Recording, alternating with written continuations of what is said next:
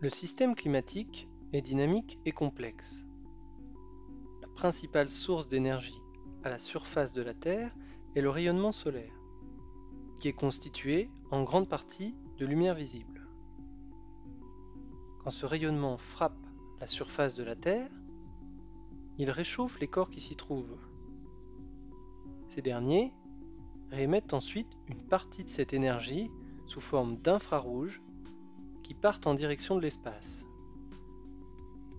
S'il n'y avait pas d'atmosphère, la température moyenne à la surface de la Terre serait de moins 19 degrés. Une grande majorité du rayonnement solaire entre dans l'atmosphère. Les infrarouges venant de la Terre sont eux fortement réfléchis, principalement par les gaz à effet de serre, et une grande partie de l'énergie est redirigée vers le sol. C'est ce principe que l'on appelle l'effet de serre. Il est indispensable à la vie sur Terre, car il permet à la température à la surface de la Terre d'atteindre 15 degrés en moyenne. L'augmentation des concentrations de gaz à effet de serre d'origine humaine perturbe cet équilibre en augmentant la quantité de chaleur retenue à la surface de la Terre. Le GIEC, le groupe d'experts intergouvernemental sur l'évolution du climat, définit différents scénarios d'émissions de gaz à effet de serre. Ces scénarios se traduisent par un réchauffement plus ou moins important dans le futur, allant de plus 1,5 degré à plus 4 degrés selon nos choix de société. En conclusion, l'augmentation de la quantité de gaz à effet de serre dans l'atmosphère concentre la chaleur à la surface de la Terre. Le principal gaz à effet de serre est le dioxyde de carbone. Il a une durée de vie d'environ 100 ans dans l'atmosphère. Il provient en très large majorité de l'utilisation d'énergies fossiles comme le pétrole, le gaz ou le charbon. Le méthane a un comportement différent, avec une durée de vie plus courte de seulement 12 ans. Il est principalement émis par les ruminants ainsi que par les eaux stagnantes comme les rizières. Le protoxyde d'azote a une durée de vie de 115 ans. Il est principalement émis par les activités agricoles et plus précisément par l'utilisation d'engrais azotés. Le dioxyde de carbone est émis en très grande quantité et contribue à hauteur de 75% à l'augmentation de l'effet de serre à 100 ans. Le méthane et le protoxyde d'azote sont émis en plus faible quantité, mais ils ont un pouvoir de réchauffement global plus important et contribuent respectivement à hauteur de 20 et de 5% à l'augmentation de l'effet de serre. Il est important de retenir qu'à l'échelle d'une vie humaine, les gaz à effet de serre ont une grande inertie dans l'atmosphère. Une émission de dioxyde de carbone en 2020 aura toujours un effet sur le climat en 2100. Ces deux animations représentent l'évolution de la température moyenne globale de 1850 à 2020 par rapport à la moyenne sur la période 1850-1900. À gauche, les années successives sont superposées. Les cercles de plus 0 à plus 2 degrés permettent de visualiser le niveau de réchauffement. À droite, les mêmes données sont présentées par une courbe d'évolution dans le temps. Tout au long de cette période, on observe logiquement une variabilité mensuelle des températures. Avant 1900, les données sont centrées sur 0. À partir des années 1950, une tendance à l'augmentation des températures est visible pour atteindre environ plus 0,5 degrés en moyenne en 1980. Cette augmentation s'accentue ensuite nettement pour atteindre plus 1 degré dans les années 2000 Les mesures s'arrêtent avec les années 2019 et 2020, qui sont des records avec un écart de presque 1,5 degré. On peut retenir de ces animations que la température moyenne globale augmente fortement depuis 1980. Ces deux animations représentent les émissions annuelles de gaz à effet de serre rapportées en équivalent CO2. À gauche, avec la courbe des émissions annuelles, et à droite, sous forme de budget carbone, c'est-à-dire le cumul des émissions de gaz à effet de serre avec des repères correspondant à des réchauffements de plus 1,5 et plus 2 degrés. L'accumulation des émissions est due à la longue durée de vie des gaz à effet de serre dans l'atmosphère. Les émissions annuelles augmentent sensiblement depuis 1950 et continuent d'augmenter même aujourd'hui. Ces animations s'arrêtent en 2018. On peut constater que nous avons presque atteint le budget carbone correspondant à une augmentation de 1,5 degré et que le budget est consommé de plus en plus rapidement. Dans un rapport récent, le GIEC tire la sonnette d'alarme sur les conséquences importantes pour les écosystèmes et les sociétés humaines engendrées par une augmentation de la température mondiale de 2 degrés plutôt que d'1,5 degré.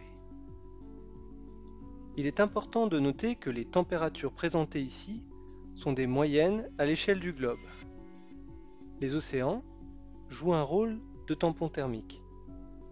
En conséquence, la température à la surface des continents augmente environ 2 fois plus rapidement.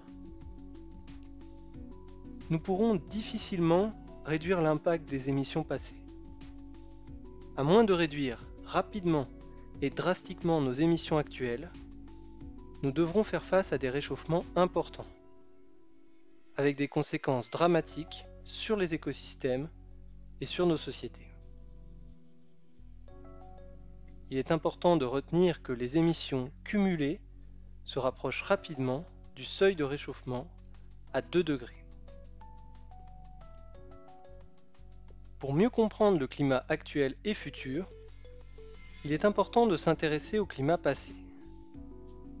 Ce graphique permet de réaliser un bilan sur un passé géologique récent, les 400 000 dernières années. Les teneurs en dioxyde de carbone, en noir, et en méthane, en bleu, ont été mesurées dans un sondage de glace à grande profondeur en Antarctique. Il est facile d'observer l'alternance de périodes glaciaires et interglaciaires, pilotées par les paramètres orbitaux de la Terre. Les taux de ces deux gaz à effet de serre enregistrés ces dernières années sortent complètement de la gamme des valeurs rencontrées ces 400 000 dernières années. Nous sommes donc dans des conditions totalement nouvelles par rapport aux périodes géologiques qui ont façonné les écosystèmes tels que nous les connaissons aujourd'hui et donc auxquels les espèces présentes sont adaptées.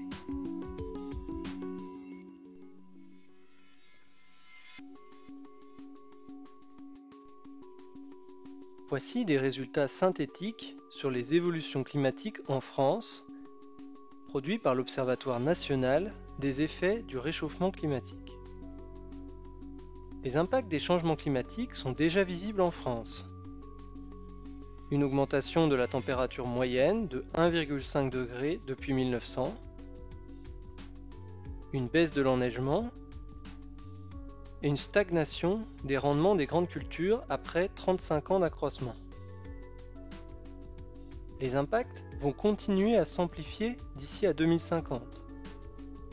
À cette échéance, l'ONERC prévoit en particulier qu'environ la moitié des forêts métropolitaines seront soumises à un risque d'incendie élevé et que l'approvisionnement en eau deviendra source de tensions entre les différents usages. Enfin, c'est dans un large quart nord-est de la France que l'augmentation des températures serait la plus forte, de l'ordre de plus 3 degrés à l'horizon 2050. Les températures maximales continueront d'être atteintes dans le sud de la France. Mais ce sont les écosystèmes du nord-est qui vont devoir faire face aux plus grands changements au niveau du climat.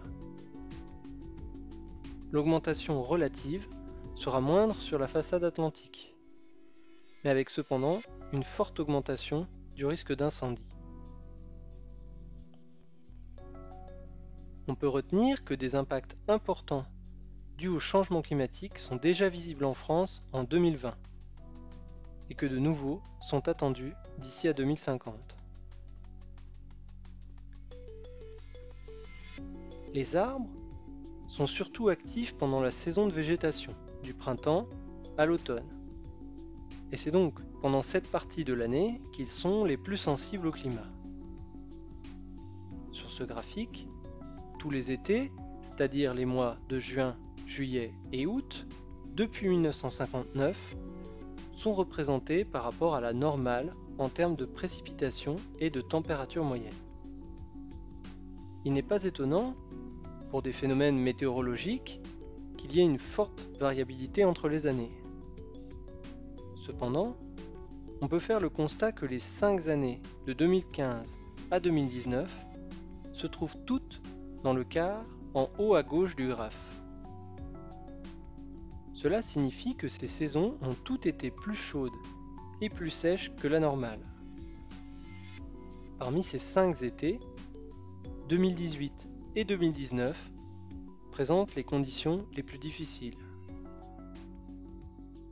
On observe donc que les étés ont tendance à devenir plus chauds et plus secs.